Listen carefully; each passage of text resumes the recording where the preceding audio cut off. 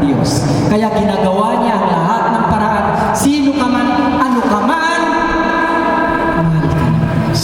Amen. Pinapalakpakan niya.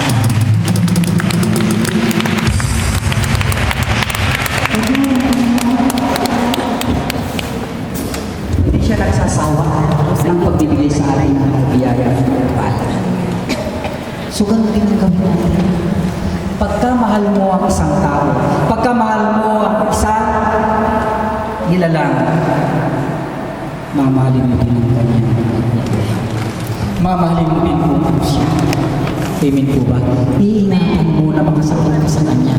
Iingatan mo ang mga salitang mamumutawi sa iyong labi na makakasira sa inyong relasyon bilang isang tapat na naglilingkod sa ating Panginoon.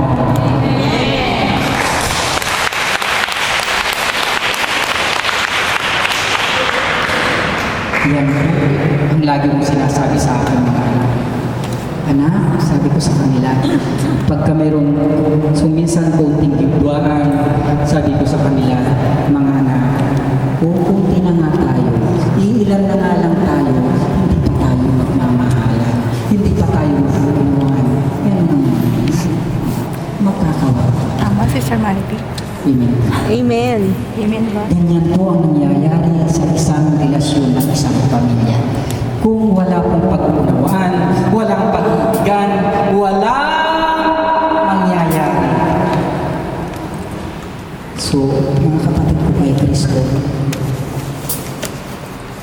sa araw na ito, sabi ng Panginoon, dagdagan pa natin.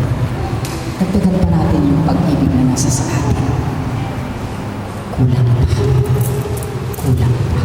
Hindi baling sumubra ang pag-ibig na nasa sa atin, huwag lang natin babawasan. Dahil diyan po ako nagiging malakas. Diyan po ako nagiging matatag. Dahil sa pag-ibig na inyaalay mo sa akin. Dahil sa pag-ibig na pinadadamanan mo sa akin. Diyan ako tumitibay, diyan ako lumalakas, diyan ako umuhugot sa aking lakas upang may pagpatuloy ko ang aking tungkulin. Oo, aminin natin na maraming mga problema, maraming mga bagay na hindi natin pagkakaunawaan, maraming bagay na kung minsan ayun ang ikinasisira ng ating relasyon o ng relasyon ng bawat isa. But, kung ang pag-ibig ay nasa sa iyo, walang imposible sa Panginoon. Yes, Lord. Walang imposible sa Diyos. Mangyayari at mangyayari.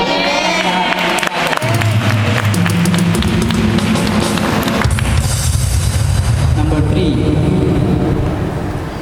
Anong number 3? Letter M. Yan. First Thessalonians chapter 2 verse 7. Even though as apostles of Christ, we could have made demand on you, but we were gentle when we were with you, like a mother taking of her children. Ganon din ang isang magulang. Kailangan nila ng mapagkalinga. Di ba? Amen po ba? Mapagkalinga sa kanyang mga anak at mapagmahal. Di ba? Gentle.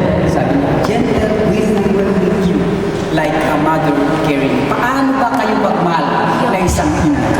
Ha? Paano kayo magmahal na isang ina? Di ba kailangan ay alagaan ng inyong mga anak? Di ba? Noong siya ay sampul pa lamang hanggang maaari ayaw ninyong madapuan na plano. Maaari ayaw ninyong madapuan ng kung anumang mga insekto, di ba? Ganyan kung magmahal ang ina. Sa isang pamilya, pagka ang ina ay mapagmahal, tsak yun. Walang magiging problema sa loob ng tahanan.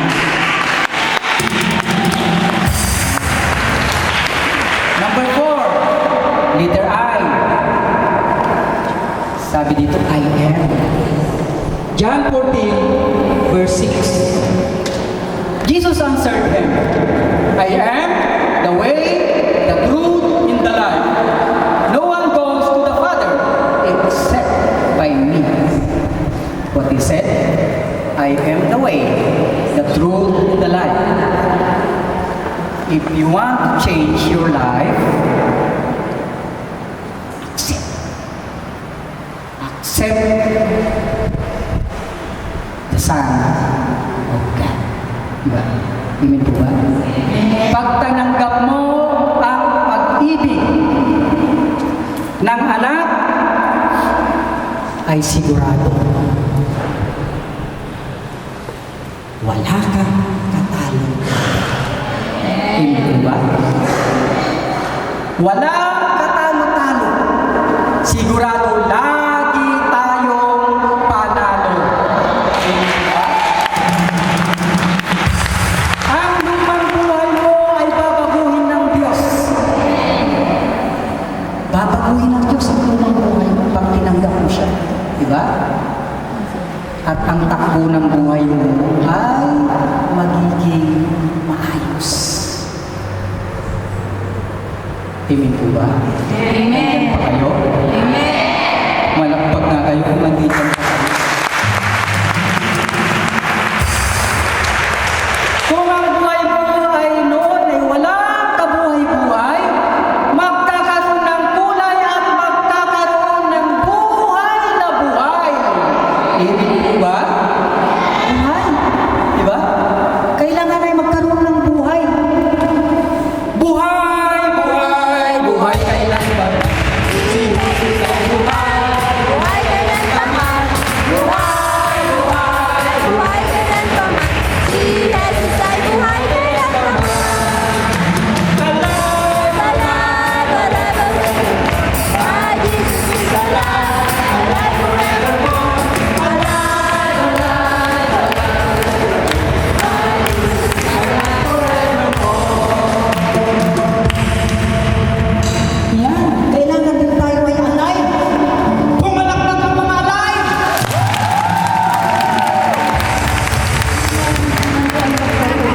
Yeah, di ba? Magkaroon tayo ng sigla palagi. Amen po ba? Sabi po dito sa John 14:9-14. Ayan. John 9:14-9-14. Okay?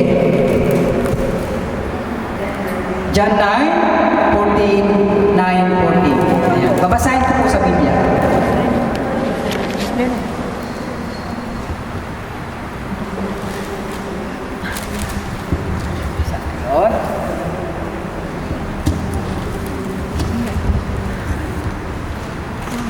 Purihin natin ang Panginoon.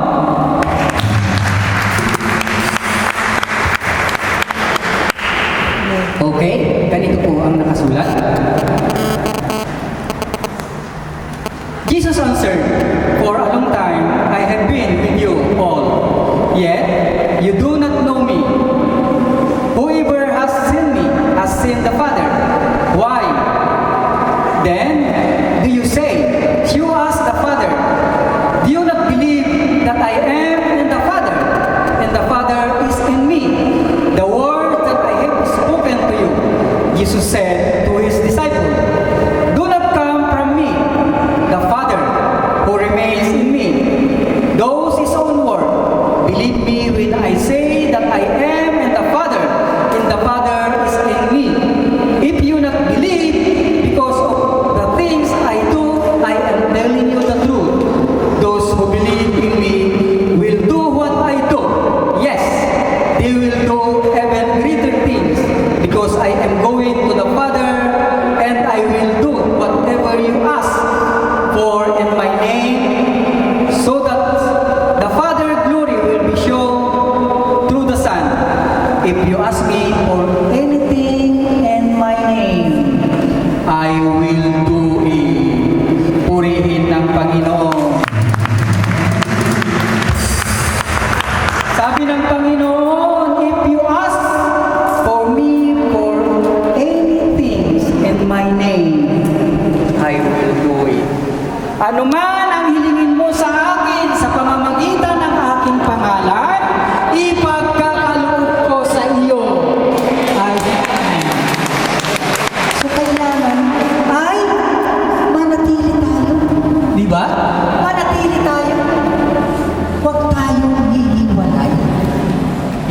ba? At pag tayo ay nanatili sa kagustuhan ng Diyos, walang imposible sa Kanya. Amen po ba? Amen po ba? Number 5, L. Ayan. 1 Corinthians chapter 13 verse 7. Babasahin ko. Love never give up in its faith, hope, and patience never fail. Ang pag-ibig ay mapagbata. Yan.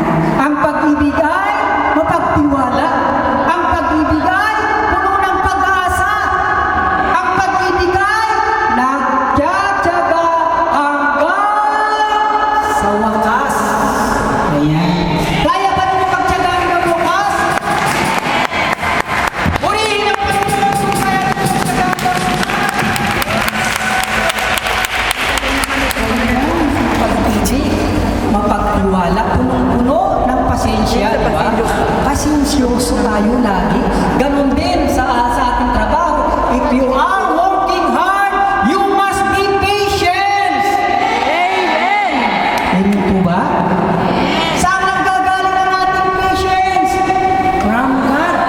Di ba? May our great patience is from God. At pag tayo ikaw ay pasensyoso, ano ang darating sa'yo? Yung pagpapala, blessing, ang matatanggap natin, biyaya, ang matatanggap natin, more blessing to come in our life.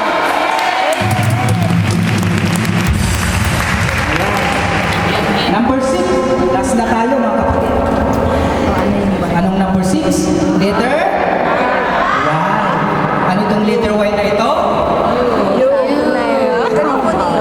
Ikaw! Turo mo yung katabi mo, ikaw! Ang hinahanap ko sa buhay kong ito. Pag wala ka ay Amen. Amen po ba? Pag nawalang katabi mo, hindi ka makontento, di ba? Pwede bang mag-isa ka dito na nakikinig ng salita na andito ka lang mag-isa, hindi ka makontento, di ba? Kailangan may kasama ka, kaya yung katabi mo, dapat yan ay mamahalin mo, iingatan mo, papatnubayan mo, bibigyan mo Huwag mo siyang bibigyan ng sama ng loob. Dahil pag binigyan mo ang sama ng loob ang iyong asawa, sigurado yun hihikain.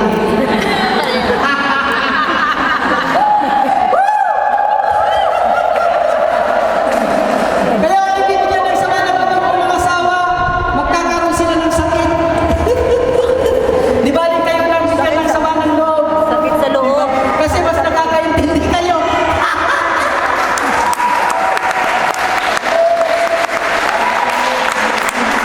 Praise God. Sabi po dito sa Y, you. John 15 verse 7. Yan. Pakinggan po natin mabuti. Last na ito. If you remain in me, in my words remain in you, then you will ask for anything you wish. Yan. Ulitin ko If you remain in me, in my words remain in you, then you will ask for anything you wish, and you shall have it. Ano sa palagay ninyo? Kung nananatili kayo sa akin, sabi ng Panginoon, at nananatili ang salita ko sa inyo, lahat ng hihilingin ninyo, ipagkakaloob ko sa inyo.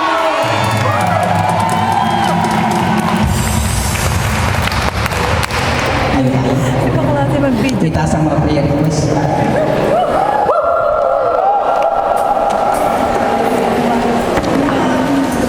Raise your hand.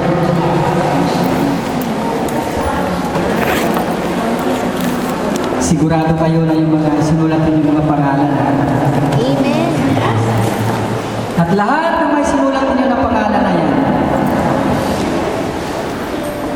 bigyan ng Panginoon ng blessing. Amen. Itaas niyo, ang last ninyong gustong itaas sa Panginoon.